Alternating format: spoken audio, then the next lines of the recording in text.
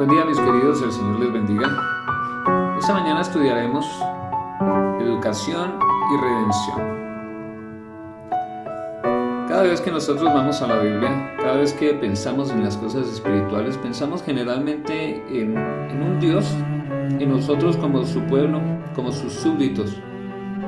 O también en nuestras oraciones hablamos siempre de nuestro Padre Celestial, entonces entendemos que es nuestro Padre, nosotros somos sus hijos. Pero muy pocas veces podemos vernos a nosotros mismos más bien como unos alumnos y Él como un maestro, pero ciertamente cuando vemos la palabra de Dios y estudiamos sus escritos, podemos ver cómo el Señor quiere educarnos, cómo quiere transformar nuestra vida. ¿Para qué? Él tiene un propósito. Él tiene un propósito con ello. Pero esto significa que Él es un maestro para nosotros. Él es como un profesor que quiere enseñarnos y que quiere instruirnos. ¿Y en qué nos quiere instruir? Nos quiere instruir para que nosotros le conozcamos mejor a Él. Básicamente, todo lo que está escrito en la Biblia, todo lo que está plasmado en la Biblia, que es la historia de un pueblo, es con el propósito de que nosotros seamos atraídos para conocerle a Él.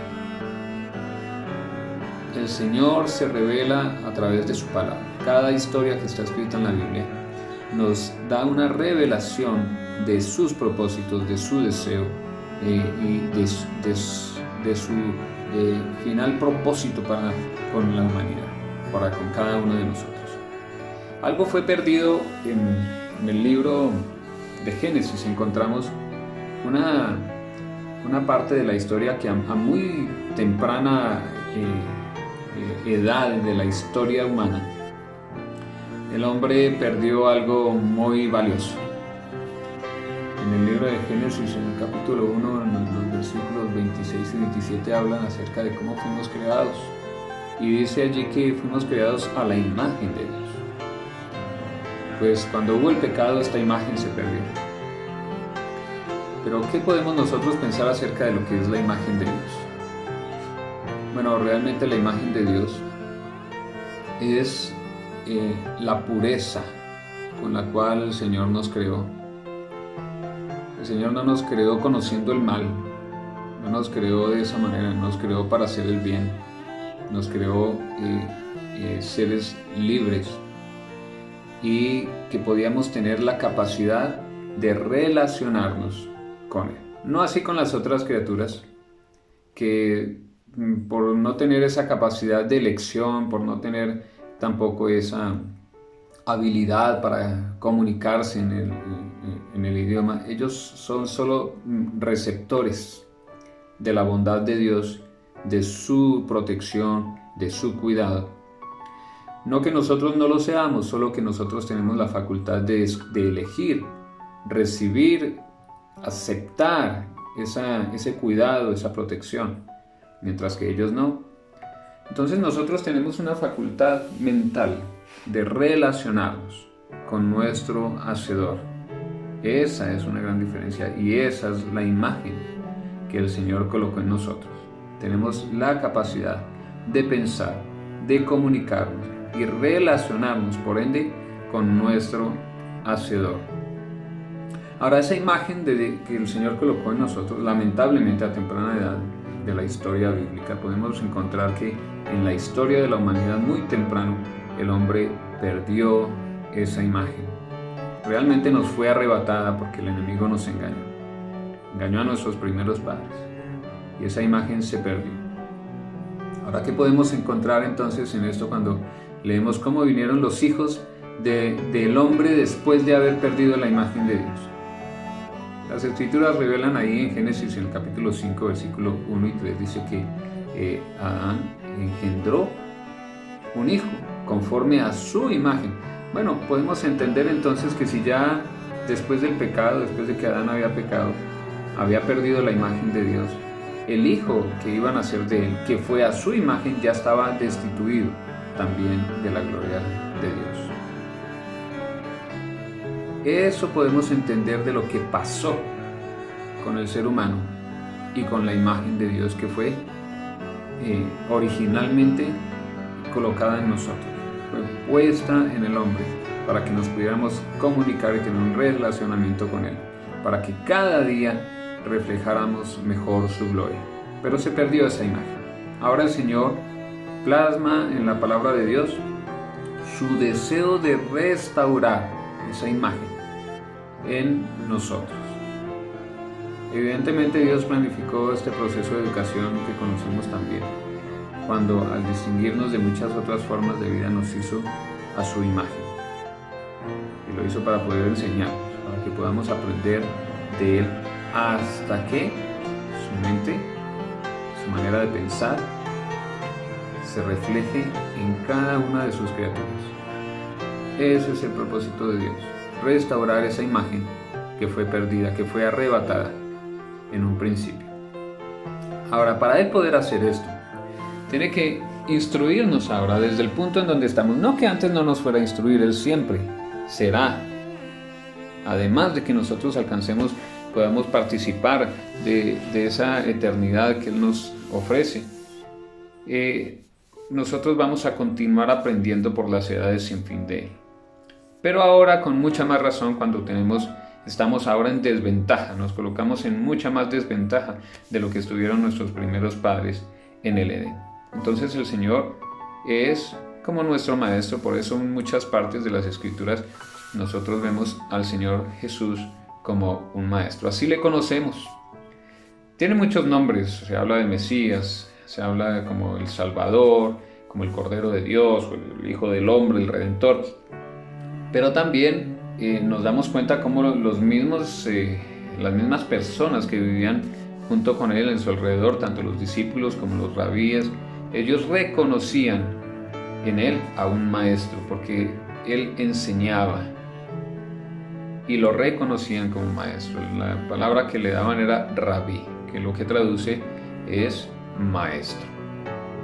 Entonces, Él es nuestro maestro. Él nos quiere enseñar. Ahora, tenemos en el libro de Isaías, en el capítulo 11, tenemos una revelación de cómo Jesús vendría a ser un maestro. Leyendo el libro de Isaías, dice de la siguiente manera en el versículo 3 del capítulo 11: y le haré entender, diligente en el temor de Jehová. Dice en el versículo 2 que reposará sobre él el espíritu de Jehová. ¿Espíritu de qué? De sabiduría y de inteligencia, y espíritu de consejo y de poder, espíritu de conocimiento y de temor de Jehová. Toda esta sabiduría y todo este conocimiento era para revelarlo a su pueblo, para darlo a conocer. Todo aquel que da a conocer a otro es un instructor, es un enseñador, es un maestro, es un docente. De esta manera, en esta profecía mesiánica, vemos cómo se nos estaba ya determinando que el Señor Jesucristo iba a ser nuestro maestro, nuestro docente. Ahora, podemos ver lo siguiente también. En el libro de Juan, en el capítulo 3, podemos ver la historia de Nicodemo, que se acercó al Señor Jesús. Él vino con sus pretensiones, ¿no? Adulando al Señor Jesús. Y le dijo: Rabí, no sabemos que lo que tú dices proviene de Dios. Y esta fue una declaración bastante interesante de él. Pero ¿saben una cosa? La respuesta del Señor Jesucristo no mostró que él estaba incorrecto. El Señor Jesús no lo corrigió. Él solamente se limitó a responderle lo que realmente él necesitaba saber. A pesar de que era una adulación, el Señor no negó que su sabiduría o su conocimiento provenían de Dios, que lo que él enseñaba provenía de Dios. Esto significa que la autoridad aún para nuestro Señor Jesucristo, la autoridad de enseñanza, era nuestro mismo Dios. No es diferente para nosotros. La autoridad para enseñar proviene de Dios, tanto para nuestro Señor Jesucristo como para nosotros. Él no negó esto en la experiencia que tuvo con Jesús Nicodemo. Entonces vemos que en el libro de Isaías, en el capítulo 11, ya se revelaba que el Mesías venidero iba a ser dotado de sabiduría para enseñarnos, que iba a tener el conocimiento que vendría a aconsejarnos a través de esa dotación que le fue dada, impartida. Entonces, ¿quién es el originador de la enseñanza? Dios, tanto para nuestro Señor Jesús como para nosotros. Es interesante porque muchas veces nosotros pensamos que la educación la podemos encontrar afuera, pero realmente la palabra de Dios tiene el pensamiento de Dios para colocarlo en nosotros, restaurar esa imagen de Él en nosotros, nuestra actitud, nuestros pensamientos, nuestros modales, todo nuestro ser tiene que cambiar para que refleje realmente la mente de Dios en nosotros. Ahora, cuando nosotros miramos las Escrituras podemos decir, bueno, pero tal vez en los libros podemos encontrar enseñanza de Jesús, entonces en los libros, en los 4 evangelios. Pero toda la Biblia, mis hermanos, toda la Biblia fue inspirada por Dios y con el mismo propósito. Leemos en el libro de 2 de Timoteo, en el capítulo 3, en el versículo 14 al 17 dice de la siguiente manera: pero persiste tú en lo que has aprendido y te persuadiste, sabiendo de quién has aprendido, y que desde la niñez has sabido las sagradas Escrituras, las cuales te pueden hacer sabio para la salvación por la fe que es en Cristo Jesús. Toda la Escritura es inspirada por Dios y útil para enseñar, para redarguir, para corregir, para instruir en justicia, a fin de que el hombre de Dios sea perfecto, enteramente preparado para toda buena obra. Muy bien, ¿de quién hemos aprendido? De Dios. Leemos que todas las Escrituras son, ¿qué cosa? Inspiradas por Dios. Toda la Escritura. Entonces, ¿de quién hemos aprendido nosotros? De Dios. ¿Por qué? Porque todas las Escrituras fueron inspiradas por Dios. Con propósitos educativos, para ser instruidos para toda buena obra. Significa que desde el comienzo hasta el final, toda la palabra de Dios nos enseña, nos revela algo de la imagen de Dios para ser restaurados conforme a su imagen. Tenemos así que en los libros primeros conocemos lo que el pueblo de Israel o los hebreos llaman como la Torá, que significa enseñanza o instrucción, lo que difiere de muchos pensamientos que tenemos que traduce ley. No traduce ley, traduce enseñanza o instrucción. Es así que la Torá es un libro instructivo. Después podemos entender que vienen los profetas, los libros proféticos, tanto los mayores como los menores, que son libros históricos y tienen gran material didáctico que nos enseñan acerca cómo el pueblo de Dios tuvo grande éxito cuando obedeció la palabra de Dios, aunque también nos muestra algunas caídas por la desobediencia, pero también nos muestran cómo debería haber practicado y cómo deberían haber aprendido de las historias pasadas. También tenemos los escritos que están en el Antiguo Testamento. Estos escritos nos hablan acerca de algunos hombres y mujeres que practicaron esas verdades, otros que no las practicaron, pero que finalmente nos enseñan de esas experiencias. Unos tuvieron grande éxito por obedecer la palabra de Dios, otros no tuvieron tanto, pero aún así nos enseñan con sus historias acerca de la voluntad de Dios y de sus propósitos a pesar de sus caídas. También tenemos el libro de los Salmos, que es como un cántico. a pesar de que son cánticos, pero a pesar de que son cánticos, tienen grandes enseñanzas. Y podemos rescatar algunos capítulos de esa parte educativa, que es evidente. En otros lugares no es tan evidente, pero las más evidentes, entre otras, encontramos el Salmo 1, Salmo 37 y Salmo 73, según nos muestra la lección de esta semana. También encontramos los evangelios. En los evangelios ya dimos ya hablamos sobre eso, las enseñanzas de nuestro Señor Jesús. Cada uno de los momentos que Él vivió y que está plasmado en la Biblia nos revela algo de la imagen de Dios. Y más particularmente vemos las enseñanzas, es lo que normalmente utilizamos para enseñar alguna situación particular, en comportamiento, en actitud, y son las parábolas. Después encontramos las cartas de Pablo, que a pesar de que ellas muestran también algunas tendencias para predicar el Evangelio y anima al pueblo para predicar el Evangelio, también corrige, también enseña y también exhorta. El libro de Apocalipsis no es diferente. Desde el Génesis hasta el Apocalipsis tenemos siempre instrucción de Dios para nosotros, para que esa instrucción sea parte de nuestra vida, parte de nuestro corazón, parte de nuestra mente, para que nosotros aprendamos a conocer a Dios, cuál es su propósito, cuáles son sus tendencias, y nosotros seamos impregnados de esa misma mentalidad, que nos acostumbremos que en nuestra relación con Él, mientras estudiamos las palabras de Él, mientras estudiamos su palabra, entonces nosotros podamos ser impresionados para ser atraídos a participar de ese mismo pensamiento altruista de nuestro Dios.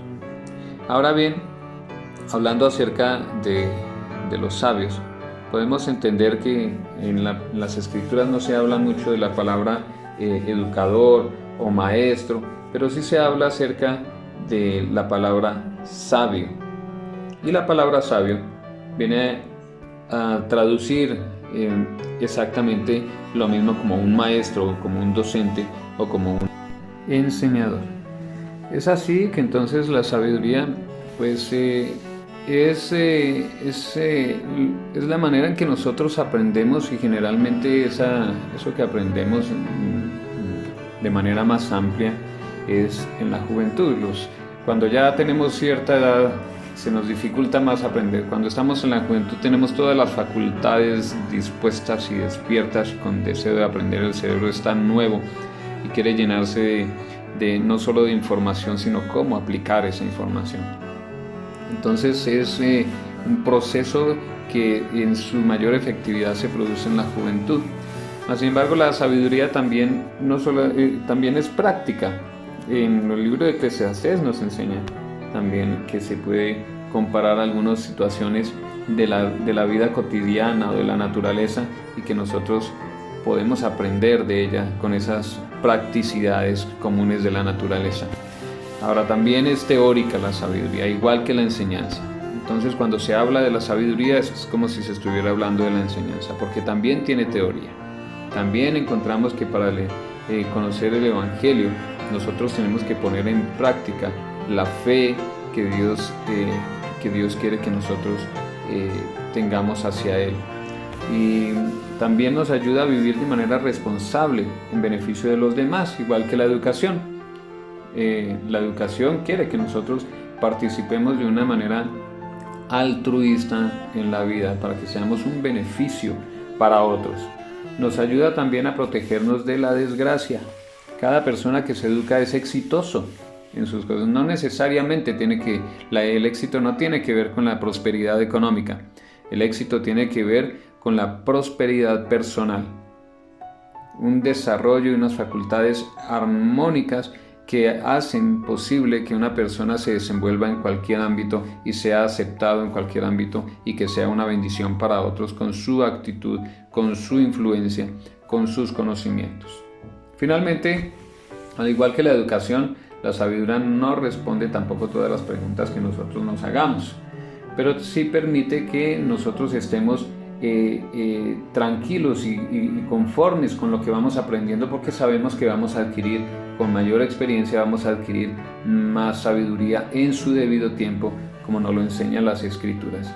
Cada cosa tiene su tiempo y en su medida vamos aprendiendo. Así nosotros estamos tranquilos con lo que tenemos hasta ahora, pero con el deseo de continuar aprendiendo. Entonces, el rol del maestro, del maestro sabio, es equiparable a los roles de sacerdote y de profeta.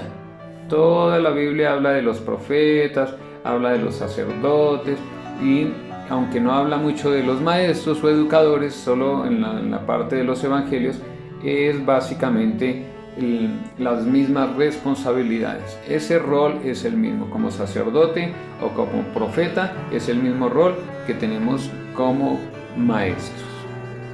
Ahora, ¿cómo sería entonces en la iglesia primitiva?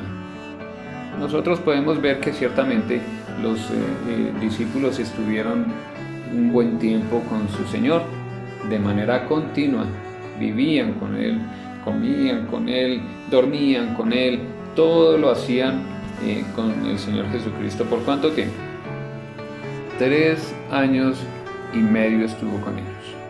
3 años y medio Él estuvo a su lado aprendiendo de ellos, como lo mismo que cuando nos queremos preparar en la educación superior aquí en la tierra, tenemos que pasar unos buenos años en pleno contacto con determinada carrera.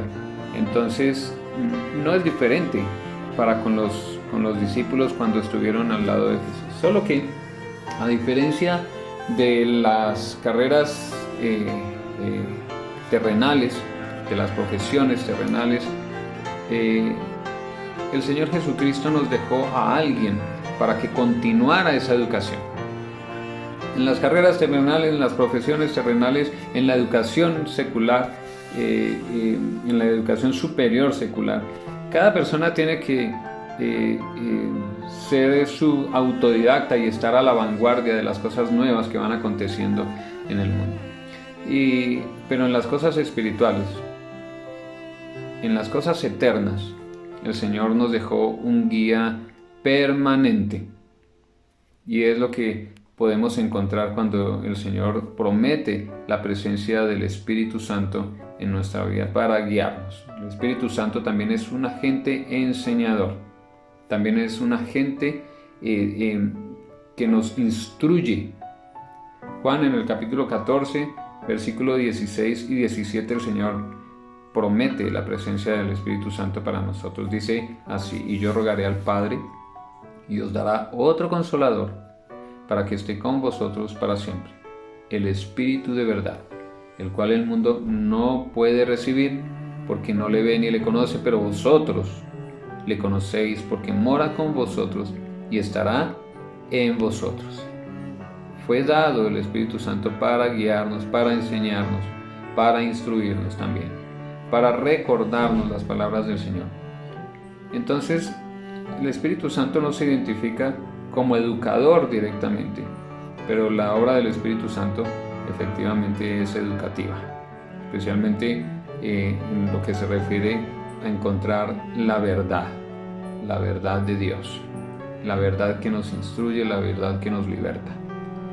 Es así que cuando miramos en 1 Corintios, vamos a leer en el capítulo 2, pero solo vamos a leer 3 versículos. Vamos a leer el versículo 10 al 12, dice de la siguiente manera.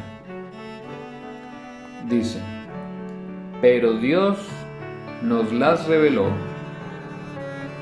a nosotros por el Espíritu, porque el Espíritu todo lo escudriña, aún lo profundo de Dios.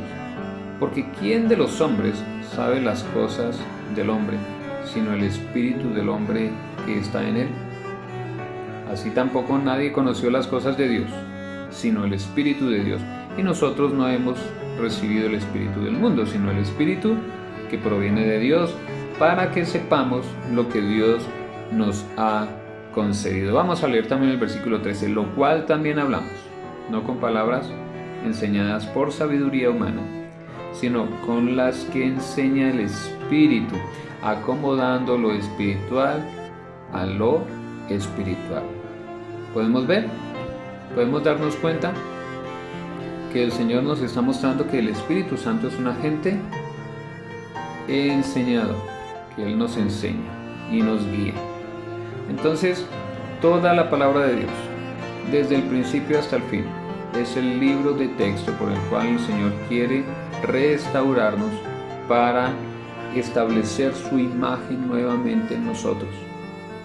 Toda la Escritura necesita ser comprendida como un libro de texto que nos enseña desde el principio hasta el final.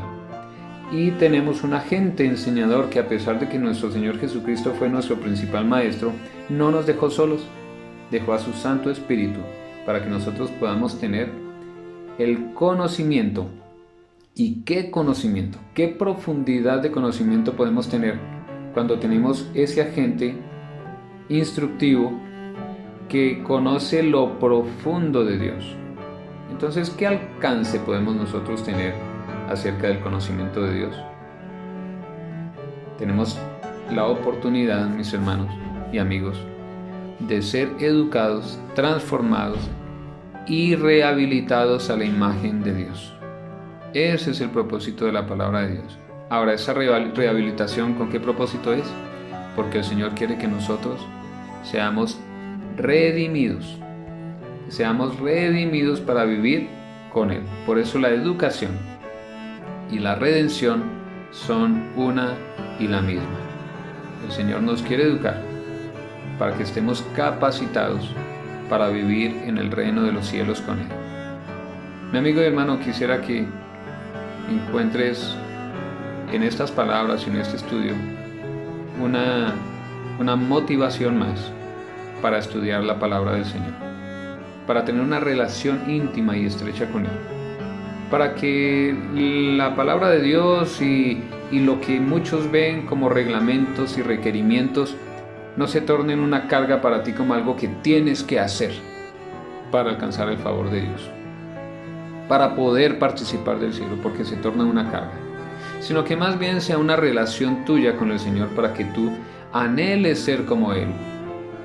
Y cuando tengas que cambiar tus hábitos y cuando tengas que dejar algunas cosas, lo hagas motivado por el deseo de ser como Él, para que no se torne una carga para ti, sino que sea un acto voluntario tuyo porque quieres ser como Él. El Señor te bendiga. Soy Vladimir Astudillo, un servidor. Puedes encontrar material nuestro espiritual y de medicina en nuestra página Méncores. El Señor les bendiga. Que pasen un feliz día y el Señor les bendiga mucho. Chao, chao.